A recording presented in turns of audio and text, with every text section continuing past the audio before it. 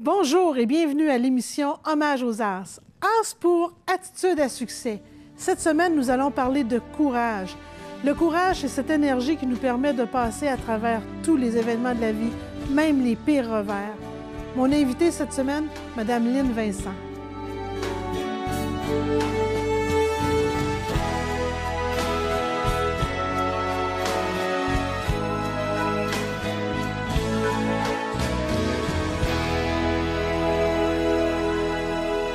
Bonjour Lynne. Bonjour Lise. Hey, je suis contente de te recevoir à l'émission, mais en même temps, je te dirais un petit peu fébrile. Parce que tout un défi que tu as eu à relever, pour moi, c'est l'innommable. Est-ce que tu peux nous en parler? Oui. Qu'est-ce qu'a été ce défi-là? J'ai relevé un défi de faire un demi-marathon dans le cadre de Courir pour la vie.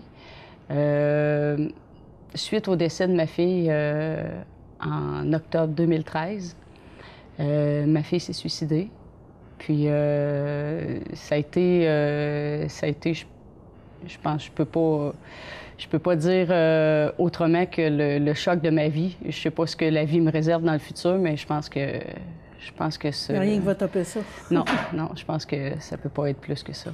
Tu peux-tu, juste pour qu'on puisse mettre les gens en contexte, on est en 2013, tu dis en octobre? Oui. OK. Elle avait quel âge à ce moment-là? Elle avait 19 ans. 19 ans. Elle allait avoir 20 ans 2 semaines plus tard. 2 semaines plus tard. Et puis, c'est une dépression, c'est... Non, une rupture amoureuse. Une rupture amoureuse. Quand tu l'as appris comment? C'est moi et mon conjoint qui l'ont trouvé. OK. Fait que ça, déjà, c'est un choc assez intense. Oui. Et puis, comment on se relève, qu'est-ce qu'on fait à partir de là? Comment on survit à ça? On commence par essayer de réaliser ce qui se passe parce que on tombe plus qu'à zéro. On est allé chercher des ressources parce que vu que c'était un suicide, il y a des questions qui se posent, là. C'est pas une maladie, on sent venir, tu sais. Un accident, malgré qu'on comprend pas plus, mais on se dit c'est un accident. Dans le cas de Roxane, le fait qu'elle a choisi d'elle-même de mettre fin à ses jours, ça a été un choc terrible. Parce que, surtout pour la bonne raison qu'on n'a jamais vu venir ça. C'est arrivé sur un court laps de temps, suite à une rupture amoureuse, qui a été probablement pour elle la grosse déception de sa vie. Puis, pour une raison X, elle pensait qu'elle passerait pas au travers de ça. Fait que ça a été ça. Ça a été la descente. Nous, on pensait que, comme une peine d'amour, on a vécu des peines d'amour. Oui. Elle nous parlait beaucoup. On la pensait pas en détresse, pas du tout. Elle a donné zéro signe. Autant son entourage, autant nous autres, autant sur le côté de la famille de son père, autant ses amis, tout le monde a resté sur le choc là, suite au geste qu'elle a fait. Mais toi, comme maman, ton conjoint, comment on repart la vie? Parce que j'ai l'impression, moi, que ça doit faire comme une espèce de stop, un moment d'arrêt qui doit te sembler interminable, là. Comment on repart ça? Comme en allant chercher des ressources. Parce que sans les ressources, je pense pas qu'on puisse s'en sortir comme ça. Nous, à l'hôpital, quand on a été référé par le CLSC, fait qu'on a eu les références du Centre de prévention suicide d'Arthabasca-Érable. Qu'est-ce qu'ils font avec vous? Ils nous aident à comprendre l'incompréhensible. Ou arrêter de se poser des questions auxquelles il n'y a pas de réponse. Parce qu'on peut chercher toute notre vie, même si on essayerait de poser la question à Roxane, ne nous répondra jamais, on n'aura jamais la réponse. Fait qu'à un moment donné, on se perd là-dedans à essayer de comprendre, à essayer de chercher. Les questions qu'on avait, les plus fondamentales, ou le néant dans lequel, la zone grise dans laquelle on s'est retrouvés, c'est ça qui nous a permis, c'est avec l'intervention du Centre de prévention au suicide, qui nous a permis de s'en sortir, de sortir de cette zone grise-là, pour ensuite pouvoir se reprendre en main. Puis je veux faire attention parce que je veux pas aller dans tes blessures. Mais c'est quoi une zone grise? C'est la partie incompréhension. Okay. La partie où on se pose des questions, puis il n'y a pas de réponse. Il y a pas on a l'impression, quand c'est arrivé, il était sur la fin de la journée, 4h, 4h30, le temps s'est arrêté là. Pour une période qui a été indéterminée, là, le temps s'est arrêté là, sans réaliser ce qui venait de nous arriver. Puis, c'est que là, à un moment donné, on est dans cette partie-là, puis il y a la partie du deuil aussi qu'on a à faire, ben oui, qu'on est obligé de faire. Mais le deuil physique, c'est-à-dire la funéraille, tout. Mais après ça, le deuil, il n'est pas fait encore. Puis, il n'est pas complètement fait aujourd'hui non plus. Je pense qu'on apprend à vivre avec une perte de quelqu'un par le suicide. On apprend à vivre avec ça. C'est pas quelque chose qu'on peut en guérir ou qu'on peut... c'est pas comme une maladie qui se guérit, là. Fait que c'est quoi les ressources? Comment tu fais pour vivre ton quotidien avec ça? J'imagine qu'on apprend à en vivre, on apprend à vivre avec, donc ça va, j'espère, de mieux en mieux. Puis c'est quoi les ressources que tu utilises? C'est quoi en toi les énergies que tu vas puiser pour pouvoir... Au départ, on a pris un temps d'arrêt. Moi et mon conjoint, on a pris un temps d'arrêt. On était constamment ensemble parce qu'on avait besoin... On a eu besoin d'en parler, puis on s'en est parlé aussi. On s'est donné le droit d'en parler. Souvent, ce qui va arriver, c'est que soit qu'il y en a un des deux qui ne veut pas en parler parce qu'il ne veut pas... On ne vit pas le deuil à la même vitesse, hein? Non, souvent non. Moi et mon conjoint, on a eu la chance, je pense, de le vivre à la même vitesse.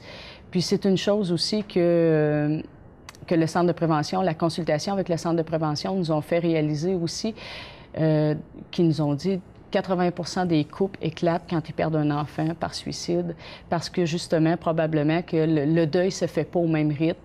Et puis, un veut pas en parler, l'autre voudrait en parler, mais, tu sais... au départ, on se donne pas le droit de rire, on se donne pas le droit d'être heureux, mais la vie continue. On doit continuer à faire notre épicerie. Avez-vous d'autres enfants? Non, c'était ma fille unique. OK. Puis la vie continue, mais ça fait bien plate à dire, la vie continue, là. Puis à quelque part, t'as pas le choix d'affronter ça. Fait que... moi, pour ma part, ce que j'ai fait, c'est que j'étais allée puiser dans mes ressources ce qui me donnait de l'énergie. Roxane était hyper sportive. Elle excellait dans le sport. Okay. Moi, j'ai toujours été sportive aussi. Une chose dans laquelle elle excellait, c'était la course. Puis moi, bizarrement, j'ai déjà essayé, mais ça me disait absolument rien. Fait que quand, à un moment donné, ça a été comme à l'automne, un peu plus tard, peut-être un mois et demi, 2 mois après son décès, on a eu la chance d'aller à Daytona. Puis sur la plage, le matin, je descendais, j'allais sur la plage, je connectais avec, je sais pas... L'univers qui était là, oui, la mer. Je me sentais vraiment connectée, puis je me sentais aussi, à part sortie du contexte, sortie de la maison, sortie complètement du contexte. Fait que je me suis comme un peu plus permis de vivre, si on veut. Mm-hmm. J'ai rencontré un monsieur qui courait aussi sur la plage, un monsieur Albert, d'un âge très respectable, de 80 quelques. Ah oui? Oui, qui m'a inspirée. Ça a été... j'ai parlé avec lui. des fois, la vie nous emmène des personnes, des faits, des gestes ou des personnes. Il s'agit juste d'avoir les yeux ouverts pour aller chercher les ressources. Je me suis inspirée de ce monsieur-là. Puis, je ne sais pas si, comme une espèce de force qui est venue me chercher. Puis, je me suis mis à me connecter avec la course. Ça me connectait beaucoup avec Roxane. Je ne peux pas encore dire à quel point c'est fort, puis à quel point ça me rejoint, mais je me sens bien. Puis je pense que c'est une façon... ça a été ma thérapie, puis c'est ce que je pratique encore. C'est vraiment un effet... Ça a un effet libérateur, ça a un effet vraiment bon. L'oxygène puis bouger. Oui. Incroyable. Oui, sortir du quotidien, du travail maison et le quotidien, juste Métro, boulot, dodo, qu'ils disent, oui, là? c'est ça, c'est ça. Sortir de ça pour aller, que ce soit aller prendre une marche, que ce soit aller dans le bois, peu importe. Moi, je me suis connectée plus avec la course. Puis, ça a bien été, ça a été profitable. L'année dernière, c'est ça, j'ai un ami, il y a un ami à Roxane qui s'était inscrit dans le cadre de Courir pour la vie. OK. L'inscription fait qu'on amasse des fonds.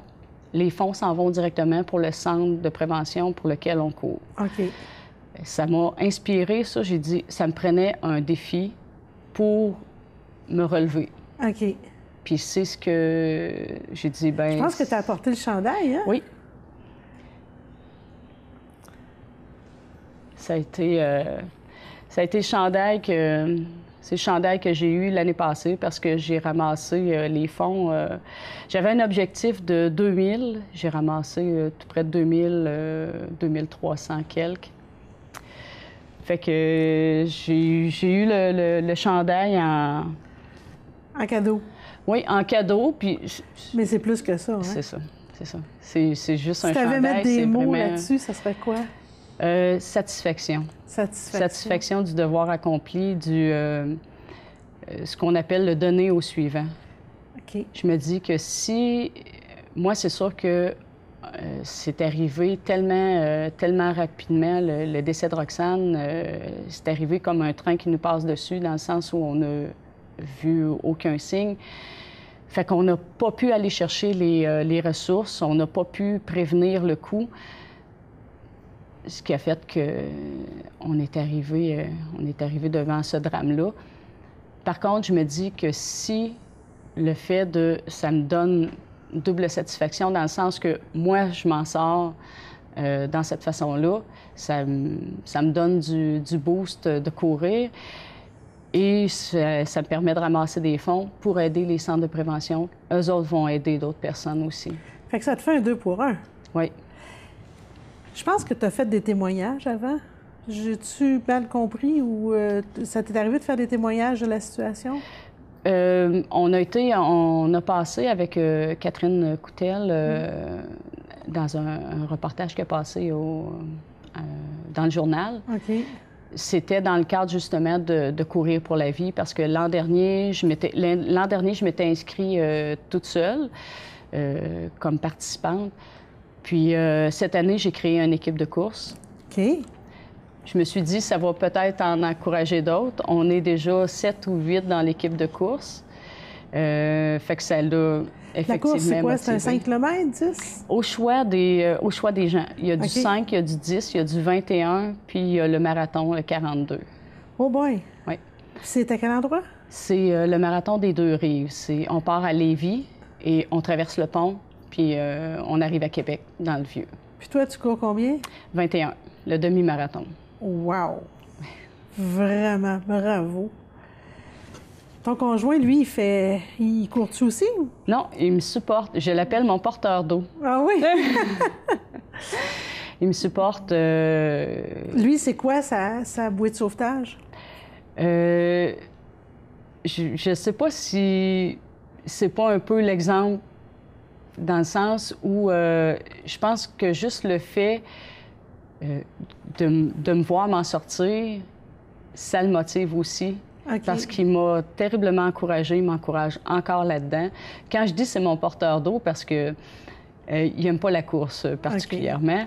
Okay. L'année passée, quand je faisais des plus longues distances, puis des fois, je partais de la maison, fait que là, il dit « Ah, je vais te suivre, je vais y aller avec toi, je vais te suivre. » Fait qu'il me suivait en vélo, puis justement, il était mon porteur d'eau. J'ai dit « J'aurais pas besoin de traîner mon eau. » Mais c'est ça, c'est l'appui. Puis quand je dis donner au suivant, c'est que c'est ça reflète le bien-être. Je pense que moi, je suis allée chercher, je suis allée le puiser dans toutes les petites ressources que je pouvais trouver. C'est quoi les petites ressources que tu pouvais trouver? Entre autres, quand Roxane est décédée, il y avait de ses amis. Elle venait de finir le cégep. Elle venait de commencer à l'automne sa session à l'université. Donc, tout le monde du cégep qu'elle avait côtoyé dans sa session dans les 2 années précédentes ont été sous le choc, eux autres aussi, ses professeurs.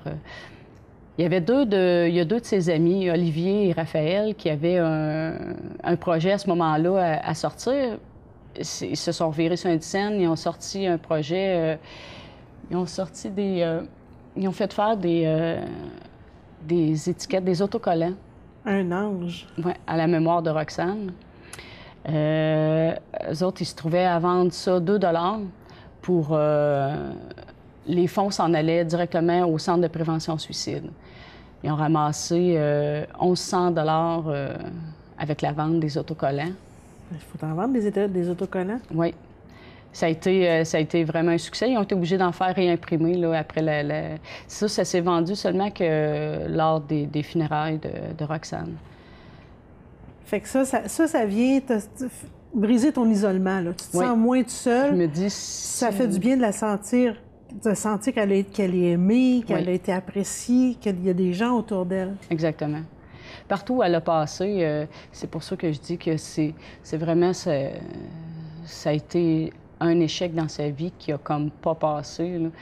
Parce que le reste, les emplois qu'elle a eus, partout où elle a été, elle laissait sa trace. Qu'est-ce que tu dirais à des parents qui...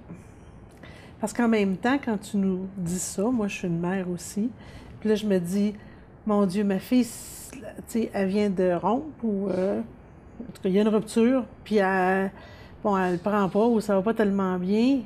Mais là, tu veux pas penser à ça, à suicide. Tu penses, mais qu'est-ce que tu me dirais? Tu me dirais-tu... vérifie, n'aie pas peur ou non? Qu'est-ce que tu me dirais? D'être attentif, d'être là, malgré que ce qu'on a fait était ça. Oui. Mais tu peux pas te faire aucun reproche, là. Elle n'a pas eu de signe. Non, c'est ça.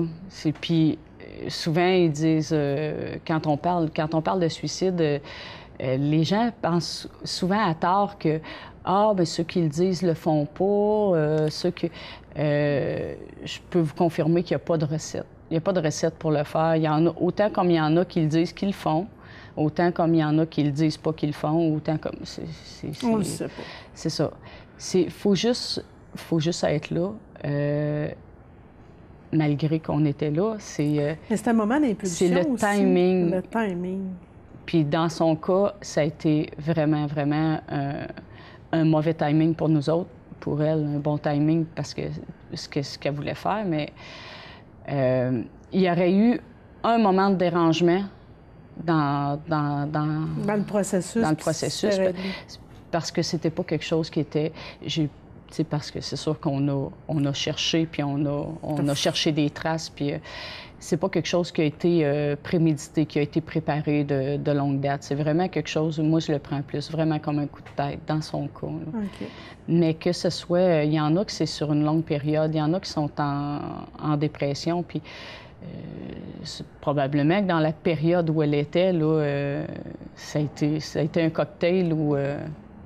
Moi, je me sens très privilégiée que tu me racontes ça aujourd'hui. Mais en même temps, j'ai une question qu'il faut que je te pose. Je rencontre quelqu'un qui a vécu ça. J'en parle-tu ou j'en parle pas? Parce que des fois, là, je me sens comme poignée puis je me dis, pas pour y en parler. Écoute, elle est tellement dans sa peine. Puis d'autres fois, ben je me dis, qu'est-ce qu'on devrait faire, nous autres, les personnes qui entourent? En parler. Ah oui? En parler, c'est sûr que ça crée un malaise terrible. Mais je pense que... On s'est parlé au téléphone, puis je disais, je suis pas capable de dire les mots. C'est tellement... C'est gros. Oui. Mais je pense que le fait que je sois bien aujourd'hui, que j'ai réussi quand même à traverser une bonne période, je dis pas que c'est... C'est pas le Klondike à tous les jours, là. Non, que tout est réglé. Aujourd'hui, c'est une bonne journée. C'est bon. Il y a des journées où ça va pas. Qu'est-ce que tu fais quand ça va pas? Je me donne le droit. Okay. Si j'ai envie de pleurer, je me donne le droit de pleurer. Si j'ai envie si j'ai envie d'aller me recueillir où on a mis son urne, j'y vais. Je me donne le droit de faire ce que j'ai le goût de faire. Si j'ai envie de regarder des photos, si j'ai envie de parler à quelqu'un, je vais parler à quelqu'un. Si j'ai envie d'être seule, je vais le dire aussi que j'ai envie d'être seule. C'est se donner le droit. Puis souvent, c'est ça, on se donne pas le droit de. Puis il faut que ça passe, mais pour pouvoir passer, il faut pas que ça soit refoulé. Oui, c'est ça, il faut que ça sorte. C'est ça.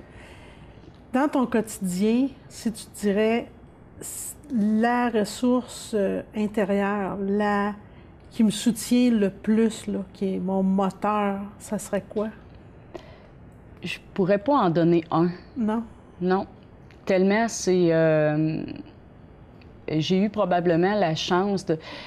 Il y a plusieurs personnes qui me disent que je les inspire, mais je vous dirais que je suis allée chercher mon inspiration partout où je pouvais.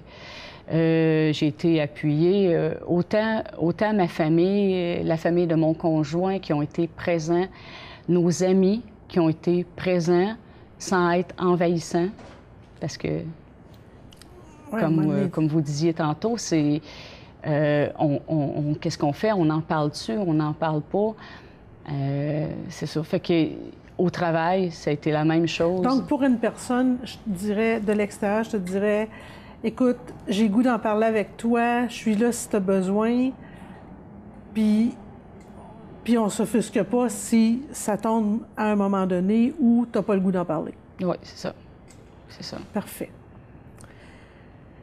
Et... Est-ce quelque chose d'autre que tu voudrais me dire? C'est vraiment de... Comme tantôt, je veux revenir sur le fait, quand tu as parlé, j'ai des enfants, si je vois que ça va pas, qu'est-ce qu'on fait? J'ai toujours peur de dramatiser. Oui, mais... Dans un drame, là, tu dis, là, je dramatise-tu? Bien, vaut mieux dramatiser que de passer à côté. Oui. Parce que des fois, ça fait comme juste allumer un étincelle ou... puis, c'est ça. C'est un sujet qui est délicat. C'est un sujet qui est difficile. C'est comme... ça va être... Je le prends aussi comme quelqu'un qui a une maladie. Des fois, il veut pas tout le temps en entendre parler, mais des fois, ça lui fait du bien d'en parler. Ça le fait passer au travers. Mais c'est ça. La personne, si elle a le goût d'en parler, puis des fois, ça va juste déstabiliser puis ressortir du contexte qui va faire que on ne sait pas qu'est-ce qu'on va dire, ce que ça peut apporter. Mais moi, il y a des gens qui m'ont dit des choses que probablement que pour eux autres, c'était anodin. Pour moi, cette journée-là, ça a été ma tape dans le dos qui m'a fait passer au travers de la journée. C'est vraiment ça. Faut pas s'empêcher de puis de poser des gestes ou de parler pour pas dire après « j'aurais donc dû ». Oui. Éviter les « j'aurais donc dû ». C'est ça. Écoute, moi, je veux t'offrir aujourd'hui, je veux te rendre hommage, OK? À toi, comme maman. Je sais c'est quoi être maman, puis je peux pas, je le répéterai probablement, peut-être que je radote, là, mais c'est pas grave. Je pense que de toutes les personnes que j'ai rencontrées, le défi que tu as eu à relever est celui que je ne souhaite jamais relever et qui est tellement gros là, que je ne sais pas encore. Tu me dis tout ce que tu me dis, mais je te lève mon chapeau tellement, là. C'est incroyable. Puis, c'est juste un petit cadeau pour te dire qu'on veut te rendre hommage. As pour attitude à succès, parce que je pense que c'est les attitudes, c'est notre façon de prendre la vie qui fait que... puis prendre les événements dans les pires revers de la vie, là, qui fait qu'on réussit à s'en sortir. Fait qu'il y a l'engrenage pour le savoir-faire, mais le savoir-être est tout aussi important, la fleur, que tu nourris quand tu nourris toi-même. Alors, c'est pour ça qu'on veut te l'offrir. Merci. C'est hyper inspirant ce que tu nous as dit. Si tu avais à nous laisser sur la qualité, ce dont tu es le plus fier aujourd'hui, ça fait 13 ans. On a parlé de... Ça fait combien de temps déjà? Là, je m'excuse, je ne suis pas bonne dans les dates. Ça fait 1 an et demi. 1 an et demi. Ça va faire 2 ans à l'automne. 2 ans. 2013. Excuse-moi. Alors, 2013. 13 ans, 2013, franchement. Écoute, en 1 an et demi, si tu dirais aujourd'hui ce dont tu es le plus fier dans la façon dont tu as rebondi, ça serait quoi? Probablement le fait que j'ai su m'inspirer des ressources que j'avais alentour, qui m'ont justement aidé à me relever et à me relever puis à passer au travers. Puis comme je disais tantôt, il y a des journées qui sont vraiment plus dures. Ces journées-là, je me dis juste, demain, elle va être finie, ça va être une plus belle journée, ça peut juste être mieux. Mais c'est l'inspiration des gens alentour. Alors, je me lève pour te donner la main, la bise, te dire comment j'apprécie que tu sois venu partager ça avec nous. Et puis, je te le remets. Bravo, merci. Belle continuité, beaucoup de bonheur. Puis, merci d'avoir partagé avec nous, vraiment. Merci, ça me fait plaisir. Puis nous, on se revoit la semaine prochaine.